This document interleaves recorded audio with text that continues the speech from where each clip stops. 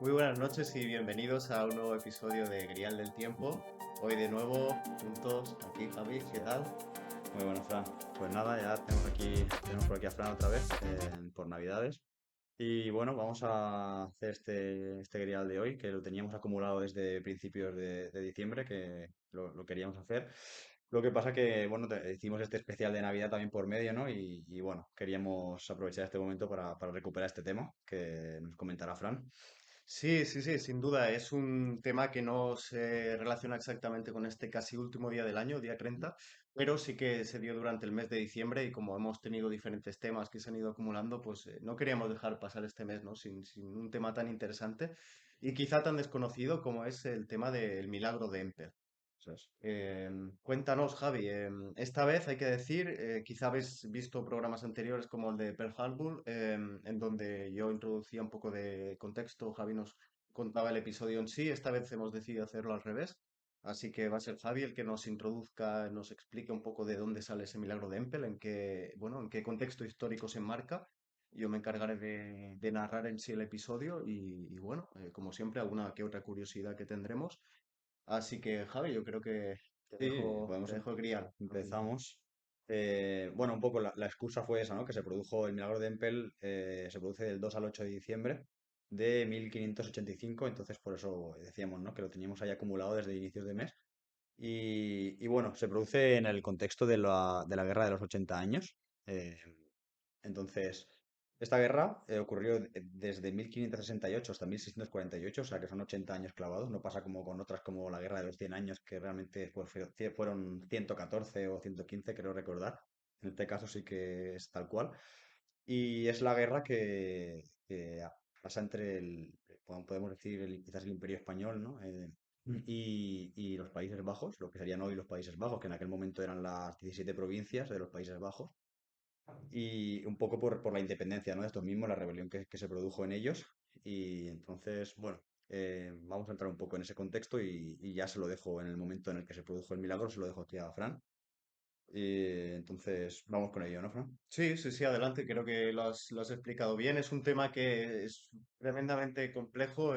No queremos tampoco hablar mucho de ello porque seguro que utilizamos otra excusa para hablar de Sí. este tema y quizá un programa entero sobre ello, pero es importante conocerlo. Así que, Javi, adelante. Sí, bueno, lo que comentas tú es complicado, ¿no? Porque vamos a intentar ceñirnos a esos 45 minutillos. Lo que pasa que, claro, en esta guerra pasan personajes como vamos a comentar a Carlos I, a Felipe II, tenemos a Juan de Austria, tenemos a Alejandro Farnesio, tenemos a Guillermo de Orange, tenemos la guerra de los 80 años, la guerra de los 30 años, al final también. Entonces, vamos a ir dejando temas para otros episodios del Grial y vamos a intentar, pues, ceñirnos a lo principal. Así que vamos a ello. Como decía, ¿no? Esta guerra de los 80 años se enfrenta a las 17 provincias de los Países Bajos con su monarca de aquel momento, Felipe II. ¿Por qué, no? ¿Qué motivos? El primer motivo principal fue este cambio de monarca, ¿no? Todo esto se inicia con Carlos I. Carlos I es el primer rey de Austria de monarquía hispánica. Sí que hubo antes Felipe I, pero Felipe el Hermoso, fue muy breve, muy, muy breve. Con una, quizá lo contaremos con una Sí, anécdota sí, muy, hay que muy hablar. curiosa sobre su muerte Hay que también. hablar, hay que hablar. Si, Eh, si ese juego de la pelota, el ese juego de la vaso pelota, exacto. fue un envenenamiento, un lo que sea, ¿no? Sí. Hay mil versiones también. Hablaremos de ello seguro. Entonces vamos a decir que Carlos es el primer monarca de esta monarquía hispánica Austria, que curiosamente dura esos 200 años, ¿no? Nace Carlos I en el 1500 clavado, ni un año más ni un año menos, y muere Carlos II el hechizado en el 1700 tal cual, 1700. ni un año más ni un año menos. Así que, bueno, es esta monarquía. Hablamos de la rama siempre de la rama hispánica, que luego hay la rama Habsburgo que duró mucho más tiempo. Pero bueno, vamos al tema. Pues tenemos a este monarca, Carlos I, que nace en Gante, allí en esa zona, ¿no? De influencia de los Países Bajos, del Sacro Imperio. Y es uno de ellos, ¿no? Habla sus idiomas, conoce sus intereses. De hecho, cuando llega a España, por primera vez, luego más tarde, ¿no? Alrededor de 1519 se comenta que no conoce bien la lengua española, ni siquiera al inicio, ¿no? Por lo tanto, en esos inicios es más bien un monarca, digamos, alemán, digamos, flamenco, de toda aquella zona, que no tanto un monarca español, y por lo tanto, por los Países Bajos se sienten a gusto bajo su mando, ¿no? De esto un pequeño curiosidad que siempre me resulta muy curioso. No se sabe si esta frase es real, este dicho es real, Ujú, pero bueno, se supone que Carlos I dijo algo así como utilizo el español para hablar con Dios, ajá, el italiano para hablar con los hombres, el francés para hablar con las mujeres ujú. y el alemán para hablar con mi caballo. Entonces, Ya bueno. había escuchado alguna vez, tío, ¿verdad? Pero no me la conocía entera. Puede ser, sí, pero pues, se supone que ese español lo acabo de perfeccionar una vez ya estaba en Castilla, ¿no? Porque inicialmente, pues como decimos, pues no, en la zona en la que él nació, pues no se hablaba. Pero bueno, al final la cosa es que todos estos dominios acaban pasando a su hijo Felipe II, todos no, porque aquí se produce esta división, ¿no? Entre las dos ramas de los Habsburgo, ¿no? La parte del Sacro Imperio se la queda el hermano de Carlos I, se lo quedaría Fernando, y todo el resto, Castilla, Aragón, los dominios en América, los Países Bajos, y bueno, pues todo, ¿no? Incluso luego acabó teniendo Portugal, Felipe II, pero Mm. eso ya es posteriormente. Todo eso pasa a Felipe II, ¿vale? Entonces, ¿qué pasa, no? Claro, Felipe II sí que ha nacido ya en Castilla, no habla todos los idiomas que hay bajo su imperio, así que habla perfectamente el castellano, es una persona muy culta, no es que no lo sea, pero no habla el flamenco, todas esas lenguas, ¿no? Del Sacro Imperio, no las domina, no conoce sus intereses también, él está más centrado en la parte de Castilla, en la parte de América.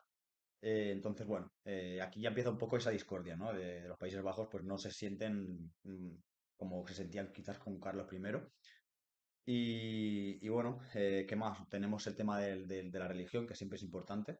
Bueno, tanto Carlos I como Felipe II eran defensores acérrimos del catolicismo.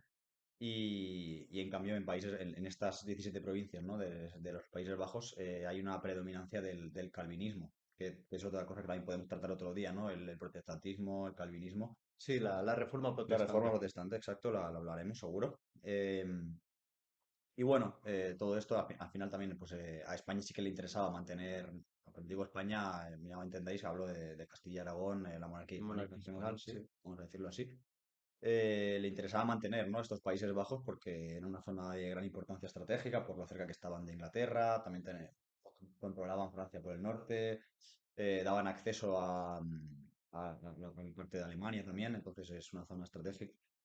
Y bueno, entre un conjunto de cosas también, una crisis económica que hubo también en aquella época en la zona de Países Bajos por la guerra entre Suecia, Noruega, Dinamarca y todo eso, pues al final se gestó esta rebelión, ¿no? Entonces voy a pasar un poco rápido por estos episodios hasta llegar al milagro de Empel, porque muchas cosas, hay años de tregua, hay tratados de por medio, hay varios gobernadores que España va enviando a aquella zona, entonces voy a intentar no entrar muy en detalle. Inicialmente la que gobierna allí es Margarita de Parma, que es la hermanastra de Felipe, es una hija ilegítima de Carlos I también, pero al final, pues cuando se empieza a calentar, ¿no? Por decirlo de alguna manera, esta situación, Felipe ya envía al tercer duque de Alba, a Fernando Álvarez de Toledo, con un ejército ya, con el mando de un ejército para pacificar. Y esto al final acaba empeorando la situación porque Sí, bueno, has dicho pacificar, pero sí, sí, la pacificar, historia, vamos a decirlo de alguna sí, manera, ¿no? sí.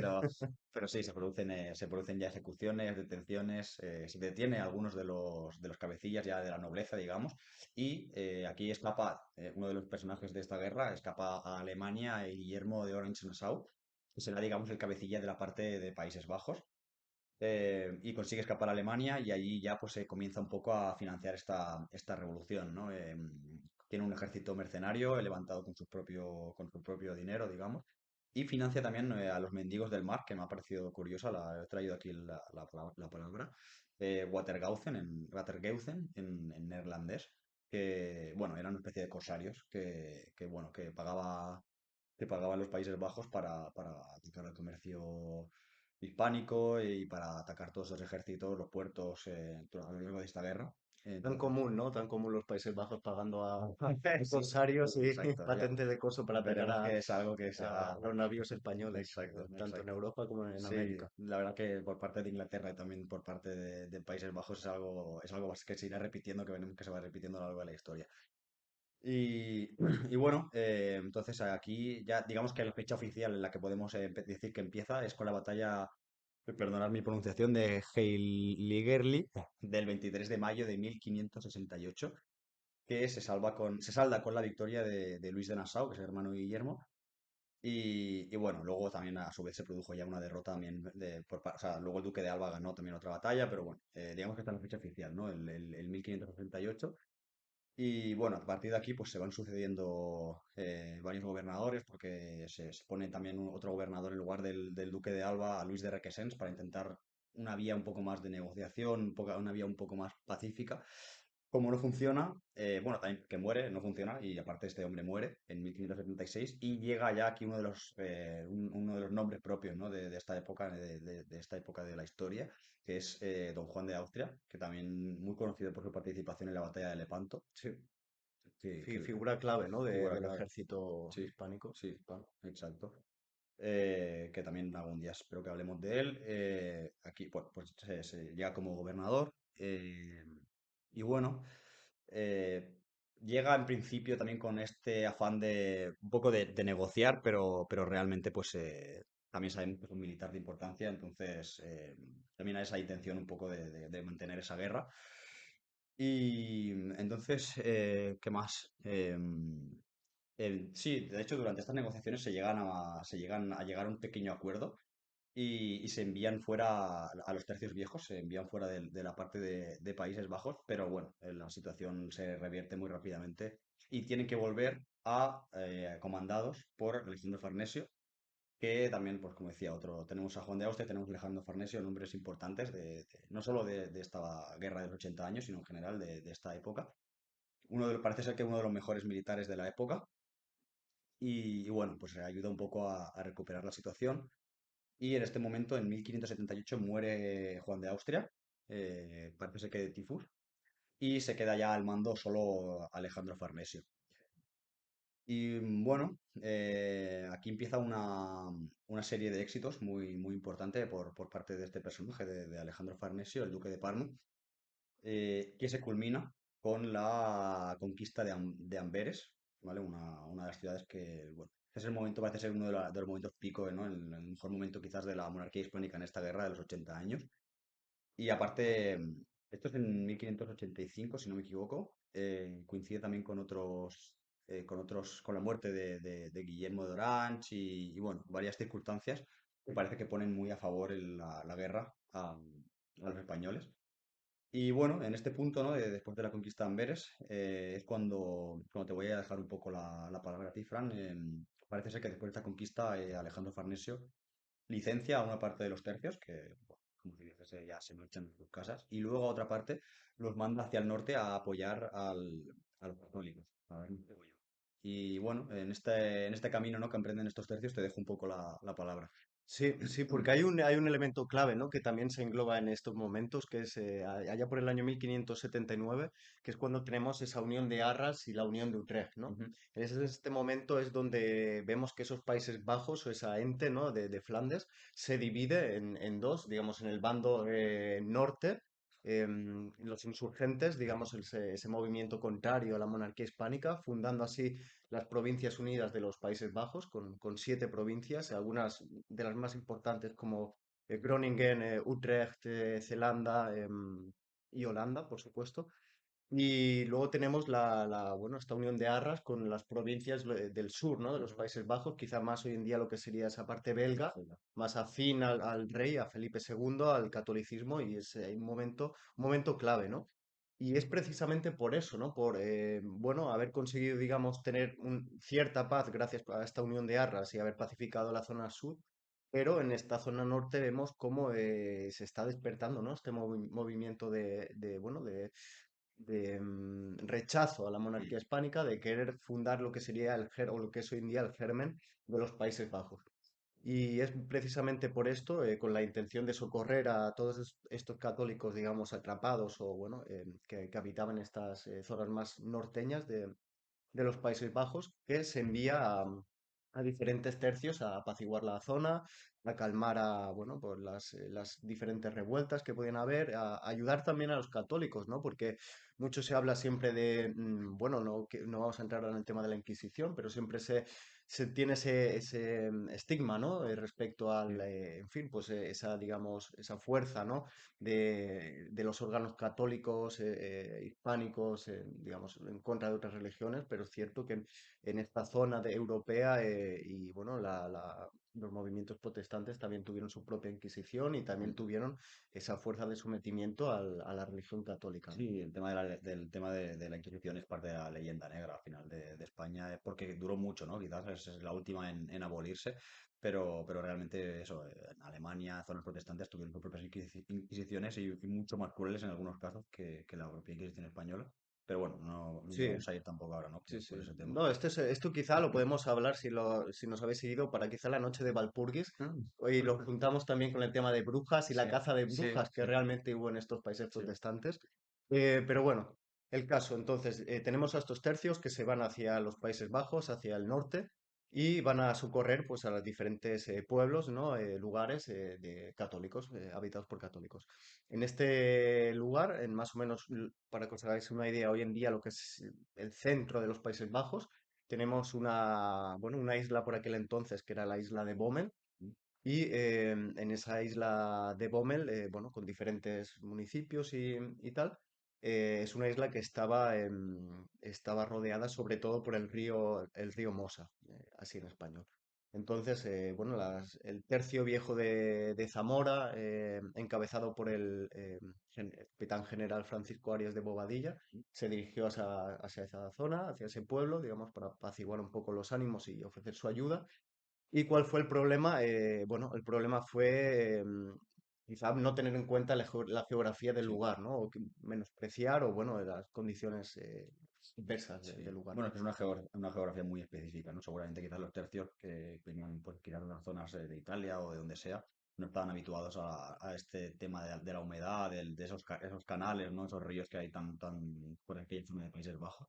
Exacto, es eso. De hecho, hoy en día, quizás si veis el mapa de los Países Bajos desde muy arriba, con distancia, puede ser que parezca un país más normal, digamos, con su tierra firme y, bueno, nada destacable. Pero si uno hace zoom, ¿no? Por ejemplo, en Google Maps hacéis zoom en los Países Bajos, veréis cómo es todo un conglomerado de ríos, canales, lagos, digamos, bueno, entradas del mar, islas, islotes. Es realmente increíble, ¿no? Incluso zonas que parecen tierra firme te das cuenta que está completamente Sí, rodeada de lleno de agua. agua. Y este fue el caso bueno, de la isla de Bommel y de lo que más tarde dio origen al nombre, que es Empel, ¿no? Que Empel es, digamos, un montículo dentro de Ujú. esta pequeña isla. Y bueno, pues tenemos el tercio viejo de Zamora, que se adentró en esta isla.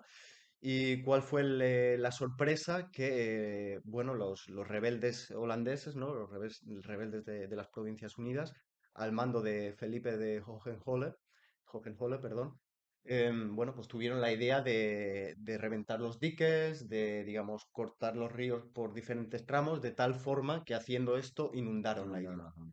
Inundaron completamente la isla, los dejaron aislados al tercio viejo de Zamora, de Francisco de Bobadilla, y bueno, los tuvieron aislados de, por ejemplo, otras ayudas como el duque de Mansfeld, que es un duque alemán, 100% alemán, pero que también estaba al servicio de Felipe II, de la monarquía hispánica. El tercio de Milán también se encontraba por la zona, no exactamente ahí, pero bueno, no tenía ninguna forma de llegar porque, digamos, los habían dejado completamente aislados. Por lo tanto, se vieron el día 2 de diciembre de 1585, ¿vale? Imaginarlos completamente aislados, en la más profunda oscuridad. En los inviernos en esa zona de Europa son duros, Súper frío. son muy duros y si no me equivoco, estamos hablando también de una pequeña edad Sí, glacial, ¿no? eso lo comentar, sí, lo En iba a comentar esta. al final para ver si tenía sentido, ¿no? Que lo que luego comentaremos no voy a decir nada, pero sí, hay una pequeña de hielo en ese momento, exacto. Exacto, entonces imaginaos si hoy en día, en diciembre, ¿no? ¿Cómo tiene que ser el clima ahí? Pues todavía estamos hablando que hace unos siglos el clima era todavía más adverso, más frío. Entonces se encuentran solos, se encuentran sin ningún tipo de ayuda, son creo que estamos hablando de unos 500 hombres, Sí, algo más o así, menos. si no me equivoco, completamente rodeados, casi sin ningún tipo bueno, de comida, ¿no? De alimento Algunas vacas he visto y, que habían conseguido meter en la isla y poco más. y poco No. más. Y poco más, claro, y lógicamente teniendo bueno, al enemigo, ¿no? A los holandeses asediándolos. Que Entonces, además los holandeses sabemos que si hay algo que se les da bien en aquel momento es el tema de barcos, ¿no? Navegación, y comienzan a rodear, ¿no? Con barcazas y barcos, a rodear un poco toda esa zona, ¿no? Claro, claro, claro. Es que, bueno, están jugando en casa, ¿no? Y precisamente son expertos en navegación, por lo tanto, pues todos los elementos estaban en contra y, bueno. Y es en este momento en el que Felipe de Hohenzollern les propone a Francisco Arias de Bobadilla, al capitán general, le propone una rendición, ¿no? Le dice, bueno, no vais a salir de aquí, no hay ninguna forma de huir, por lo tanto, pues bueno, vamos a intentar hacer rendiros e intentamos negociar algo. Y es aquí donde se dice que Francisco Arias de Bobadilla dijo esta célebre La frase que mítica frase, dice, ¿no? creo que la sé, dice algo así como, un tercio español prefiere la muerte a la deshonra Sí, y algo así como, solo tras de muertos capitularemos. tal cual, sí. Entonces es bueno, es muy emblemático, este elemento, este episodio de la historia es, tengo que decir, es mi episodio favorito de absolutamente toda la historia universal, porque bueno, ¿no? Es lógico, quizá pues ese interés que uno tiene en la monarquía hispánica en esa edad de, vamos a llamarla el siglo de oro, ¿no? Ujú, En todos los términos, no solo literario. Y bueno, es precisamente esa fuerza, ¿no? Esa capacidad de resiliencia, mientras haya una luz de vida, pues siempre, ¿no? Se puede, digamos, sí. luchar, ¿no? Y tener esperanza. Es, bueno, una reflexión que se puede hacer. Entonces, bueno, dijo esta célebre frase y por lo tanto decidieron aguantar e intentar luchar como pudieron. ¿Cuál fue la sorpresa para ellos o, digamos, la serie de adversidades que se le fueron juntando?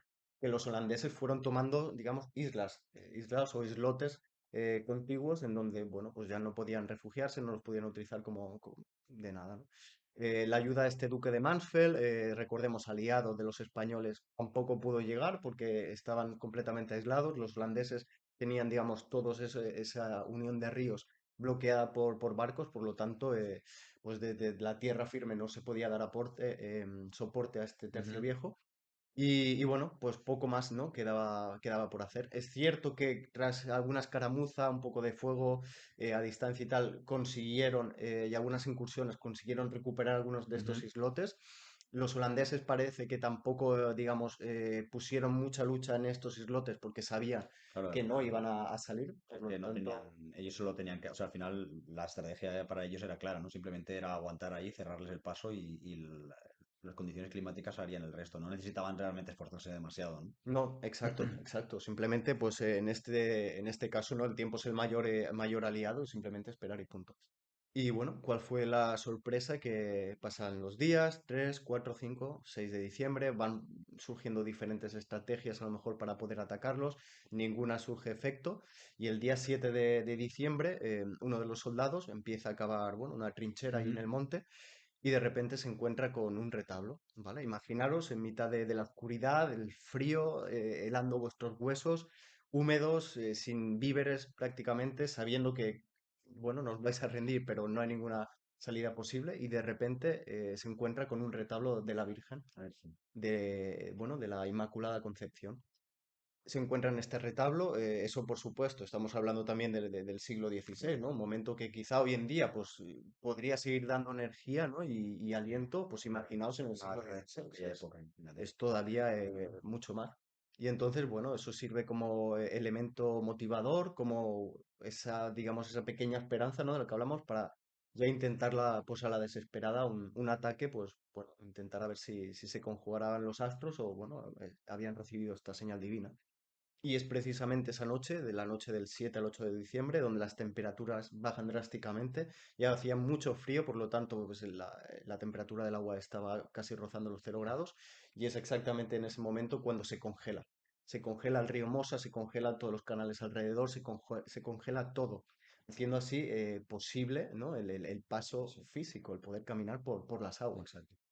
Y es precisamente en ese momento donde Francisco Arias de Bobadilla y el Tercio Viejo de Zamora decide hacer una incursión en mitad de la noche y asaltar esos barcos, esos pequeños navíos, ¿no? Holandeses, bueno, uno por uno y, en fin, ir, pues eso, ir pasando a cuchillo a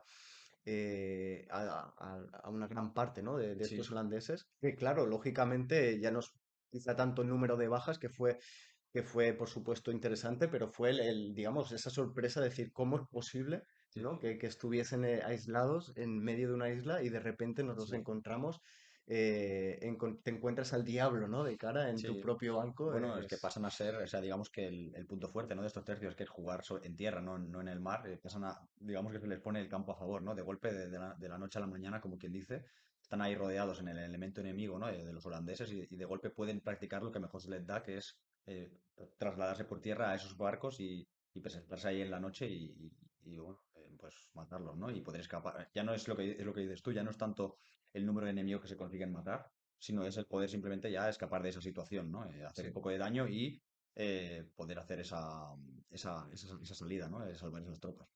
Exacto, es exactamente eso, ¿no? Consiguen eso, consiguen, digamos, pues hacer, bueno, pasar por cuchillo, como os he dicho, a estos diferentes grupos de navíos holandeses, y una parte de ellos pues deciden rendirse, deciden irse de esa zona porque pues ya no tenían nada que ganar, ¿no? Sí. Y les había sobrepasado completamente la situación, y es en este momento donde Felipe de Hohenzollern también dice algo así como: tal parece que Dios es Es español España. al haber obrado tal milagro. Sí. Y es entonces, a partir de este día, que se conoce como el milagro de Empel, y que muy curiosamente pasa también a ser reconocida la Virgen de la Inmaculada Concepción el día 8 de Sí. diciembre, que lo celebramos todavía hoy en día en España y supongo que en otros países católicos. Bueno, pues es la patrona de la infantería, Sí, del y a día ejército de hoy español. sigue siendo Y al día de hoy lo sigue Ujú. siendo, ¿no? Así es, Fue, digamos, ya en el 1800 y pico una bula papal en eso la es. cual se hizo oficial, y a día de hoy la Inmaculada Concepción sigue siendo la patrona de esta infantería. Y este fue el milagro de Empel, Sí, Javi. un milagro realmente. Hay que decir también, ¿no? A favor de Alejandro Farnesio, que cuando le llegaron las noticias, él se estaba dirigiendo hacia allí para intentar ayudar en lo que podía o en compartir la suerte, ¿no? De estos tercios atrapados y le pilló la noticia de camino hacia Empel, hacia lo que hoy es Empel, y de inmediato envió una carta de felicitación a Bobadilla, ¿no? Él mismo le costaba pues creerse, ¿no? Que se hubiese dado ese milagro. Y yo simplemente ya, antes de acabar un poco detallando de manera muy rápida lo que fue cómo finalizó esta guerra de los 80 años, también estaba investigando un poquito si realmente se pudo producir este milagro. Eh, no tanto en la parte de encontrar el retablo de la Virgen, que eso ya es más un tema de fe y con cada uno, pues seguramente algo encontraron, ¿no? Porque Sí, esa sí, moral, sí. esa subidón de moral, pues Sí. algo hubo. Pero Como decimos, ¿no? Al final todos estos acontecimientos tienen su base histórica, sí, ¿no? sí, sí, exacto. Puede ser que encontraran algo Algo, o sea, o sí. alguien o lo habían traído pero bueno, algo hubo, eso está claro. Pero me refiero más bien a la parte de la congelación de las aguas, ¿no? Que realmente en esa zona se da, e incluso se da hoy en día, pero se da más bien tirando a mediados de enero, en el momento muy frío del año. Pero como tú ya muy bien habías dicho, no estamos en la situación actual, estamos en un momento, en una época de la historia en la que había una pequeña, lo que se conoce como la pequeña edad de hielo, que había empezado en el siglo XIV. La verdad que el siglo XIV, entre la peste y la pequeña edad de hielo, no lo recomiendo para vivir el Mejor siglo no. XIV. Así que sí, todavía en esta época, en este siglo XVI en el que pasó este milagro de Empel, todavía estábamos en esa pequeña edad de hielo. Y además, como se narra en algunas de las crónicas, era una noche especialmente ventosa, un viento muy fuerte, un viento muy frío. Y entonces es posible, ¿no? Que la combinación de estas bajas temperaturas y este viento, ¿no? Que alejaba el calor y repartía el frío por la superficie del agua, pues efectivamente es posible que estas aguas se congelasen de manera natural en tan poco tiempo y permitiendo este ataque sorpresa de las tropas de los tercios.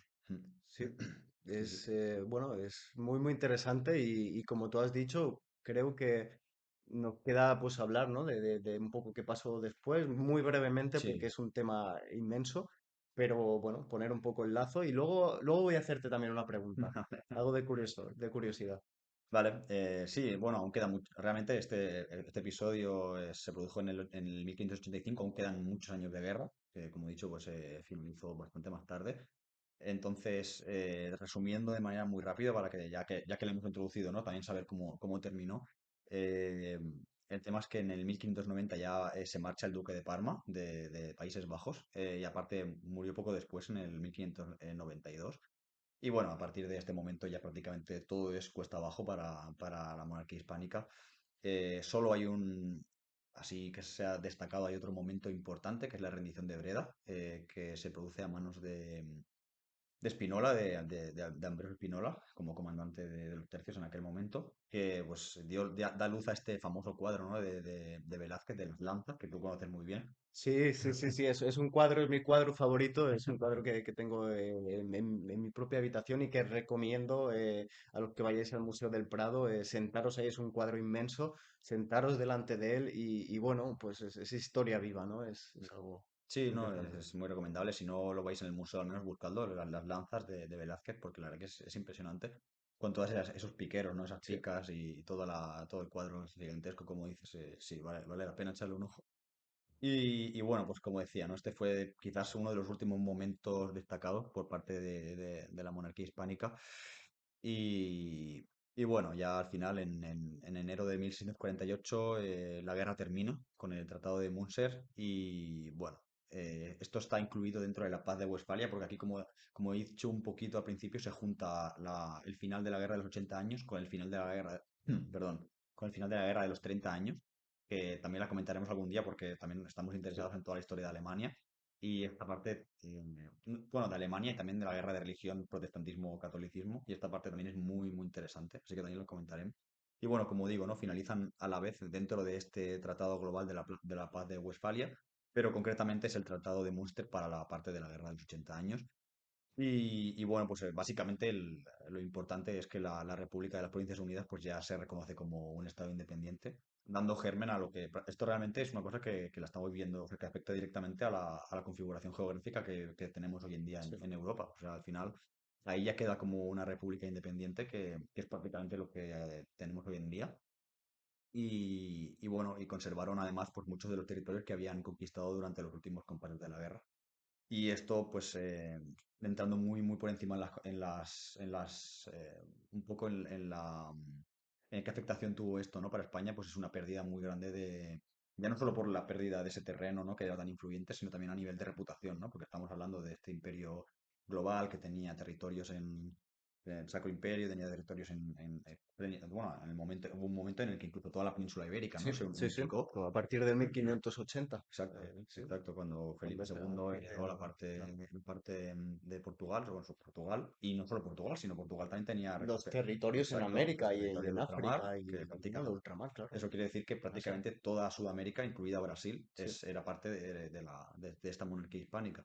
Entonces, claro, tenemos que todo este imperio global acaba de perder contra... Sí que es verdad que con ayuda en momentos de los franceses, en otros momentos con ayuda de los ingleses, tanto económica como de soldados y tal, ¿no? Pero al final, pues no deja de ser una guerra que dura casi un siglo y que la han perdido de manera completa y que han tenido finalmente que firmar un tratado reconociendo esa independencia, ¿no?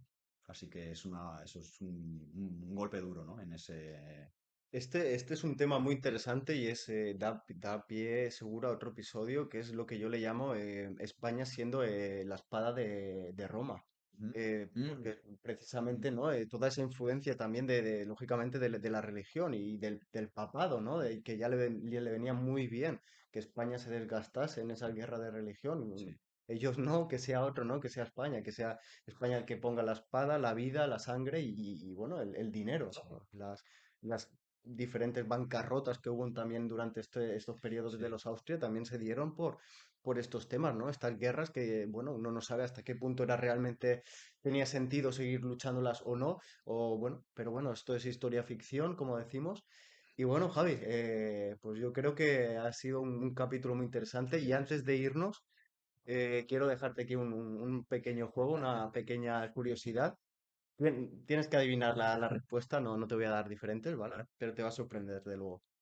Bueno, tú eres ingeniero, ¿no? Eres Sí. ingeniero, digamos, quizá no eres ingeniero naval o de digamos, de pues, construcciones, obras públicas y tal, pero bueno, vamos por ahí, ¿vale? Estamos hablando de un elemento que Ujú, se utiliza bueno, en todavía hoy en día en la ingeniería naval, ujú, sobre todo para barcos más o menos pequeños, que se ancla en el mar. Se ancla en el mar cerca de la costa, ¿vale? Son unos eso, pilones en aquel tiempo de madera, vale, bueno, que se anclan, de hecho van formando una especie de fila paralela, vale, ¿sí? que sirven para que estas pequeñas embarcaciones pues puedan entrar al puerto, Ujú. puedan amarrarse también, hacer un amarre lateral, puedan apoyarse. Esto es algo que a lo mejor a los que hayáis ido a la zona del Mar del Norte, yo lo he visto con mis propios ojos, se sigue dando, Ujú. siguen habiendo estos pilones de madera, ¿vale? Estos troncos, estos palos de madera que sirven para estos barcos, bueno, no son barcos gigantes, pero de un cierto tamaño, pues tengan esta, digamos, este carril, ¿no? Que ya los pueda Vale. introducir al puerto, que se pueda amarrar por cierto tiempo bueno, existen estos pilones. ¿Tú Ujú. sabes cómo se denomina todavía a día de hoy estos pilones de madera? No, la verdad es que no, porque no, ni los he visto, o sea, yo no he estado en esa zona y no, la verdad es que no tengo ni idea, que me pillas. Duque de Alba. Ah, sí, sí, ostras, ¿y por qué? Estos pilones se llaman Duques de Alba, buscarlo Duque de Alba Ingeniería o Duque de Alba Puerto, no me lo estoy inventando. Se siguen todavía diciendo en alemán y en holandés, Duque de Alba. Ujú. Por ejemplo, en alemán es Dalbe, Mm. de Duque de Alba. Y bueno, el origen es diverso, no hay un origen claro del porqué de este nombre que todavía hoy en día se sigue utilizando, pero hay tres teorías. Una teoría es que dice que eran palos de madera que, claro, se humedecían y Ujú. la parte de arriba normalmente estaba pintada con cal o de color blanco, Vale, haciendo así una figura como la del Duque de Alba, con su traje completamente vale. oscuro y ese, digamos, ese cuello El cuello. blanco. La segunda teoría dice que es precisamente por ser elementos de firmeza, de dureza, un poco haciendo una analogía con lo que fue el Duque de Alba en Sí, esos países, ¿no? Esa mano dura, esa mano digamos, dura con la un que... elemento fuerte, ¿no? Estable y tal. Y la tercera, que es también graciosa, que dice que como es un elemento para atar, bueno, para fijar los Vale. barcos, Mm. hay que echarles una soga Vale. en ellos. Entonces dicen que los marineros holandeses, Le querían al echar. echar la soga, pues le dieron ese nombre de Duque de Alba, pues un poco para redimirse, ¿no? Del daño hecho. Así que bueno, joder, Interesante, interesante, la verdad es que no lo conocía, pero bueno, al final es que hay tantas cosas, ¿no? Que están basadas en estos episodios históricos que es interesante sacarlas ahí a la luz. Sí, sí, sí. sí, sí, sin duda.